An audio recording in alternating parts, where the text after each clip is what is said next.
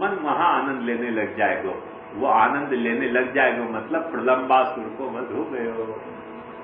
ये प्रलंब है। हो प्रलंब मतलब लंबो जाको खाता चले, ये सबसे पीछे वश में आएगा। तो अपन यह सोचे कि मन वश में आ जाए, मन वश में आवे ही नहीं कभी। क्यों नहीं वश में आवे? क्योंकि मन आदत अपन कौन सी डाल रहे हैं। एक बात समझो कि जो सिगरेट फूंक रहे हो आदमी, वो सिगरेट फूंकने के लिए जब तक सिगरेट नहीं फूंकेगा आपको सुस्ती आएगी, तकलीफ होगी। पर सिगरेट नहीं फूंकता था तब आपको तकलीफ होती थी, सुस्ती आती थी? तब नहीं आती थी। क्यों? तब मन वहां लंबो होतो। अब धीरे धीरे रोज फूंक फूंक सिगरेट, मन यहां लंबो हो गया तब के। अब वो सिगरेट नहीं फूके तो आपको तकलीफ हो। तो मन जो है वो प्रलंब है। वह काम ही है कि तुम इंद्रियन जो अनुभूति में वह फंसा रहे हो वहां में वो लंबो होकर पसर जाएगा। अब मजा आएगा, अब वो कहीं नहीं जाना। हो गया। तो या प्रलंबासुर को वध तभी हो सके कि जब इंद्रियाभिमान शिथिल हो जाए, देहाध्यास शिथिल हो जाए, तो प्रलंबासुर को वध हो जाएगा। और जब ये प्रलंबासुर को वध हो गया, वाके बाद छेल्लो पंच पर्वा अविद्या में सु अंतिम पर्व है स्वरूप विस्मृति अज्ञान। वो अज्ञान जो है वो प्रथम पर्व है। वो प्रथम पर्व वह वक्त जाके निवृत्त हो सकेगा। क्योंकि जब अंतःकरण अपनो शुद्ध भयो, अंतःकरण में रहो भयो, प्रलंब मर्यो, तब फिर धीरे धीरे सु जो है वो अपना जो अज्ञान है, कौन सा अज्ञान कि अपन ने अपने आप को कुछ मान रखो है परमात्मा को मानने के बजाय। ये बात बहुत छोटी सी है और वाजिब भी मैंने आपको समझाई थी कि जैसे कोई भी मुझसे पूछेगा तो मैं क्या कहूंगा, मैं ब्रजराज जी के मंदिर में रहूं। आपको भी कोई पूछेगा तो आप अपने घर का नाम लोगे। तो अपन यूं कहेंगे कि किशनगढ़ में रहे, नहीं कहेंगे। अपन यूं कहेंगे कि अपन राजस्थान में रहे, नहीं कहेंगे। जब राजस्थान के बाहर जाएंगे और कोई पूछेगा ना कहां रह रहे हो, तो अपन कहेंगे कि राजस्थान में रह रहे हैं। किशनगढ़ में कोई पूछेगा कहां रह रहे हो, तो अपन यूं नहीं कहेंगे कि किशनगढ़ में रह रहे हैं। अपन क्या कहेंगे, नया शहर में रह रहे हैं, पुराने शहर में रह रहे हैं।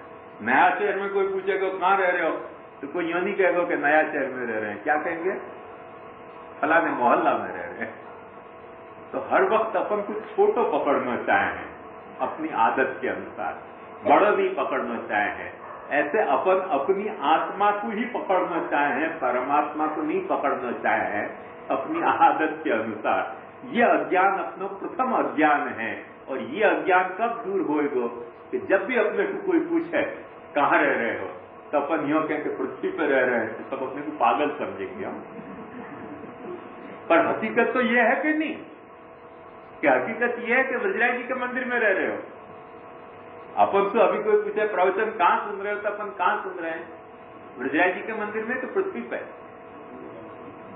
हकीकत है पृथ्वी पर सुन रहे हैं, पर अपन कहेंगे ब्रजराज जी के मंदिर में, क्योंकि अपने कुछ छोटो सोचने की आदत पड़ गई है। वो दृष्टि अपनी छोटी हो गई, क्षितिज अपनो छोटो हो गया करके दिखाई भी अपने को छोटो ही दे है। जब भी सोचे तब छोटो ही समझ में आवे, बड़ी बात अपने को नहीं समझ में आवे। और बड़ी बात अपन कहे तो लोग अपने को पागल और समझे, ये कथा है। क्योंकि जब सारो गांव पागल है तो एक आदमी को समझदार होना पागलपन है। पागल खाना में अपन चले जाए तो सब अपने को पागल समझेंगे, क्योंकि वहां पागलपन ही जो है वो विवेक है, और विवेक जो है पागलपन है। ये दुनिया जो है वहां में हर या तरीके को छोटोपन जो है वही विवेक है, और विशाल अनुभूति जो है वो पागलपन है। तो वाकई लिए प्रलंब मरे तब अपने को वो विशाल अनुभूति होनी शुरू होगी कि भाई अपन अपनी हकीकत आत्मा नहीं है, पर अपनी हकीकत जो है वो परमात्मा है।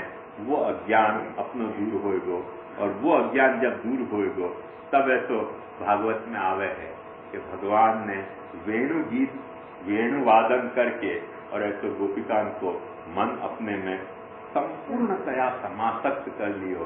भगवान की बंसी तब बजनी शुरू हुई भगवान की बंसी तब सुनाई देनी शुरू हुई। एक बात ध्यान समझो कि भगवान वृंदावन में बंसी बजा रहे थे और गोपिकाएं ब्रज में बंसी सुन रही थी, तो क्या टेलीफोन में बजा रहे थे कि टीवी में बजा रहे थे, काय में बजा रहे थे? बंसी तो बजा रहे थे भगवान वृंदावन में, सुनाई दे रही थी या गोकुल में।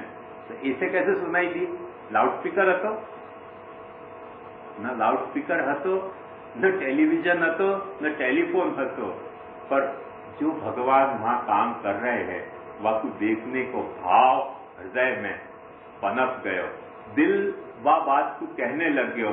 जैसे अपनों कोई कई वक्त या को अंग्रेजी में इंट्यूशन कहे हैं कि अपनों कोई मित्र आने वालों हो तो अपना दिल पहले से सूचना दे दे कि आज से भाई फलाना आने वालों है। कोई जाने वालों हो तो अपना दिल पहले से घबरा जाए, इंट्यूशन अपने को हो जाए, अंतःस्फुरणा हो जाए कि अरे कोई जाने वालों है। ऐसे उनको अंतःकरण इतनो भगवदात्मक हो गयो कि वृंदावन में बजती भाई बंसी उनको ब्रज में सुनाई देने लग गई। ऐसे प्रभु की बंसी जो है, वो जो प्रभु बुलाने के लिए अपनी बंसी बजा रहे हैं, वो बंसी अपने को अपने अंतःकरण में सुनाई देने लग जाएगी कि प्रभु अपने को कैसे ढंग से बुला रहे हैं। रविंद्रनाथ टैगोर ने बहुत सुंदर एक कविता लिखी है जहाँ वो ये बात कहे हैं कि मुझको अचानक रात को बंसी के सुर सुनाई दिए और उन बंसी के सुरंग के दिशा में आगे बढ़ते मैं तेरे द्वार तक पहुंच गया। मैंने देखा नहीं कि मैं रास्ता से गुजरियो कि ऐसे पगडंडी से गुजरियो, मैंने देखा नहीं कि मैं ऐसो रास्ता से गुजरियो कैसे उबड़ खाबड़ ऐसो जमीनन से मैंने तेरे दरवाजा तक पहुंचो। तो जब तेरे दरवाजा तक पहुंचो तब बड़े बड़े सिद्ध मुनि वहां बैठे हुए थे और उसने मुझसे पूछी कि तुम कहाँ से आए? तो उनकी मुझे को पता भी नहीं चले कि मैं कहाँ से आयो, मैं तो बंसी की धुन सुनते सुनते आ गयो। उन्होंने कही हम यहाँ मार्ग से आए हैं और हमारे लिए दरवाजा नहीं खुलियो, तो तुमको तो पता भी नहीं है कि तुम कहाँ से आए, तुम्हारे लिए दरवाजा कहाँ से खुलेगा। तब मैंने अपना दरवाजा खोलियो और मुझको खींच के अंदर ले लियो और ये लोग सब हल्ला मचाते रह गए कि प्रभु ये मार्ग से नहीं आयो, ये मार्ग से नहीं आयो। ब्रज की कोई गोपी कोई मार्ग से नहीं गई थी, अपने आप पहुंच गई। कोई टॉर्च लेके नहीं गई थी, कोई बैटरी लेके नहीं गई थी, बंसी उनको सुनाई दे रही थी, बंसी उनको अपने तरफ खींच रही थी। सर्व प्रवाह सर्वत्र स्वानुकूल्य न कर्षति वेणुगीत प्रवाहस्तु प्रातिकूल्य न कर्षति। हर प्रवाह जासु बहे है और जा दिशा में बहे वह तरफ बहाव है, और वेणुगीत का प्रवाह ऐसा है कि जहां तो बहे है वहां खींच के ले जाए जो वहां में पड़े है वेणुगीत के प्रवाह में। तो भगवान को ये जो जीव को अपने तरफ बुलाने को जो वेणुगीत का प्रवाह है वो अपने अंतःकरण में तब स्फुरित होएगा और अपन तब प्रभु के तरफ ऐसो खिंच के पहुंच जाएंगे। वहां में फिर मार्ग को, वहां में साधना को और वहां में प्रकाश को और अप्रकाश के ये सारे जो हैं क्राइटेरिया वहां समाप्त हो जाएंगे। आज मैं समझूं कि अपन यहाँ रखें, थोड़ो कल समय मिलो तो और करेंगे, नहीं तो और साल करेंगे। ठाकुर जी वेणुगीत के प्रवास को अपने तरफ खींचते रहे तब तक। ऐसी आप सब उनके प्रति शुभकामना और श्री महाप्रभु जी की अपने पर ऐसी कृपा बरस है कि जो सेवा को भाव महाप्रभु जी अपने को समझाना चाह रहे हैं, वह भाव के प्रति प्रभु की ऐसी बंसी बाजे अपन वह भाव में खींच के, और महाप्रभु जी को जैसी सेवा पसंद आवे भगवत सेवा वैसी सेवा करते हुए, गांव को पसंद आवे वैसी सेवा निभी तो क्या और नहीं निभी तो क्या। तो गांव को अपने क्या लेना देना, अपनो काम तो ऐसा श्री महाप्रभु जी तो है। तो जो महाप्रभु जी को जो सेवा पसंद आवे वैसी सेवा अपन करें। आज तो प्रसंग यहाँ रख के दृढ़ेन शरणं केरो दृढ़ेन शरणं केरो श्रीवल्लभ नखचंद्र चटाबिन सब जग माझ अंधेरो भरोसो दृढ़ेन शरणं केरो साधन और नहीं या कली में जातों सुर कहा कहे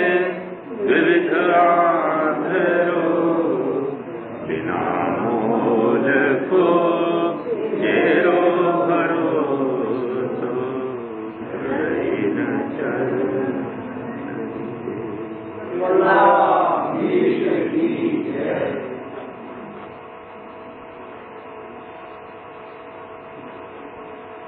पूरा तो नहीं हो सके पर लालू भट्ट जी ने जो लिखा हुआ को स्वाद बड़ा है, उनको बहुत पसंद है ये कि हर वृत्त की लीला को अपने सेवा में कितनी खूबसूरती से लालू भट्ट जी ने समझाई है, धन्य काम किया। अपन अपनी सेवा करें तो अपने को लगे कि अपन वृत्त को जी रहे हैं, वृत्त लीला को जी रहे हैं, ऐसा समझा दिया।